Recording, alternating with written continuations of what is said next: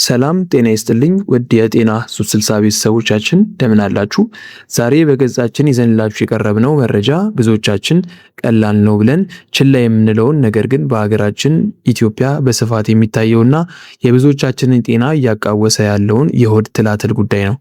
ብዙ ጊዜ ሆዳችንን ሲቆርጠን ትል ሊሆን ይችላል ብለን ዝም እንላለን። ነገር ግን ይህ ስውር ጠላት በሰውነታችን ውስጥ ተደብቆ እኛ የምንመገበውን አልሚ ምግብ እየተሻማ ለደም ማነስ፣ ለከፍተኛ ድካም እና ለተለያዩ የአንጀት ቁስለቶች እንደሚዳርገን ያውቃሉ? ዛሬ በጤና 360 ስለ ሆድ ትላትል አይነቶች እንዴት ወደ ሰውነታችን እንደሚገቡ የሚያሳዩአቸውን ምልክቶችና በቤታችን በሚገኙ ቀላል ምግቦችና መጠጦች እንዴት ማጥፋት እንደምንችል በዝርዝር እናያለን። እስከ መጨረሻው አብራችሁን በመቆየት ጤናችሁን ባለቤት ይሁኑ። በመጀመሪያ ችግሩን ለይቶ ማወቅ ያስፈልጋል።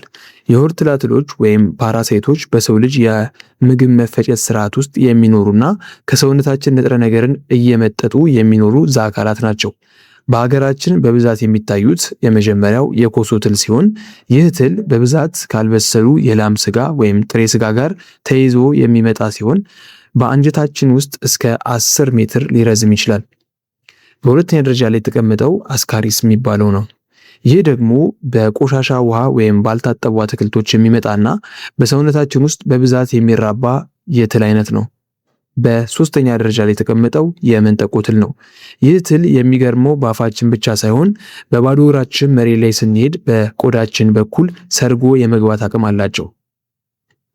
ትሎቹ እንዴት ወደ ቤታችንና ወደ ሆዳችን ይገባሉ የሚለው ዋናው ጥያቄ ነው። ዋናው መንገድ እንዴት ይገባሉ የሚለውን መረዳት ነው። ማለትም የመጀመሪያው ከሰገራ ጋር የወጡ የትል እንቁላሎች መሬት ላይ ይቆያሉ። እኛ ደግሞ በዝንብ አማካኝነት እጃችንን በደንብ ባለመታጠባችን ወይም ደግሞ አትክልቶችን በደንብ ባለማጠባችን እነዚህን እንቁላሎች እንውጣቸዋለን። ጥሬ ስጋ መመገብ፣ ያልበሰለ ውሃ መጠጣት እና የግል ንጽህናን አለመጠበቅ ለዚህ በሽታ ቀዳሚ መንስኤዎች ናቸው። የሆድ ትል እንዳለብን በምን እናውቃለን ከሆነ ጥያቄያችሁ፣ ምልክቶቹ እንደ ትሉ አይነት ቢለያዩም በዋናነት ግን የሚከተሉትን ይታዩባቸዋል። የመጀመሪያው የምግብ ፍላጎት መለዋወጥ ነው። አንዳንዴ በጣም መራብ፣ አንዳንዴ ደግሞ ምግብ መጥላት የመሳሰሉ ምልክቶችን ከተመለከታችሁ በሆዳችሁ ውስጥ ከሶስቱ አንዱ ትል መኖሩን ነው የሚያመለክተው። የሆድ መነፋትና ጋዝ፣ ሆዳችን ሁሌ እንደተወጠረ የሚሰማን ከሆነም ልክ እንደዛው። ሌላው የፊንጢጣ ማሳከክ ነው። በተለይ ህፃናት ሌሊት የሚያሳክካቸው ከሆነ ይህ የትል ምልክት ነው ማለት ነው። ሌላው የደም ማነስ ነው። የአይን ውስጠኛው ክፍል ነጭ መሆን፣ የከንፈር መገርጣትና አጠቃላይ የሰውነት መዛል የትሎቹ በሆዳችሁ ውስጥ መኖር ሊያመለክቱ ይችላሉ። ሌላው በሰገራ ላይ ትል ማየት ነው። ይህ ግልጽ የሆነ ምልክት ነው። አሁን ወደ ዋናው ነጥብ እንምጣ። ጤና 360 በቤታችሁ በቀላሉ ልታደርጓቸው የምትችሏቸውን እነዚህ መፍትሄዎች ይጠቁሟቸዋል። የመጀመሪያው ነጭ ሽንኩርት ነው። ነጭ ሽንኩርት አሊሲን የተባለ ንጥረ ነገር ስላለው እንደ ተፈጥሮ ጸረ ተዋሲያን ያገለግላል። ጠዋት 2 ፍሬ ነጭ ሽንኩርት በባዶ ሆድ መውሰድ ትሎቹን ያዳክማቸዋል። ሌላው የዱባ ፍሬ ነው። ይህ እጅግ አስገራሚ መፍትሄ ነው። የዱባ ፍሬ ትሎቹን ሽባ የማድረግ ንጥረ ነገር አለው። ፍሬውን ቆልታችሁ መብላት ወይም ፈጭታችሁ ከወተት ጋር መጠጣት ትሎቹን በአጭር ጊዜ ያስወግዳቸዋል። ሌላው የፓፓያ ፍሬ ነው። ብዙዎቻችን የፓፓያ ፍሬውን እንጥለዋለን። ነገር ግን የፓፓያ ፍሬ ፓራሳይቶችን የመግደል ከፍተኛ አቅም አለው። ፍሬውን ከማር ጋር ቀላቅላችሁ ብትወስዱት ውጤቱ ያስደምማችኋል። ሌላው እርድ ነው።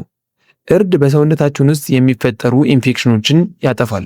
ለብ ባለ ውሃ ወይም ወተት ውስጥ እርድን ጨምሮ መጠጣት ሆድን ያጸዳል። ሌላው ኮኮናት ነው። የኮኮናት ውሃ ወይም ዘይት ፓራሳይቶችን ለማስወገድ ፍቱን መፍትሄ ነው።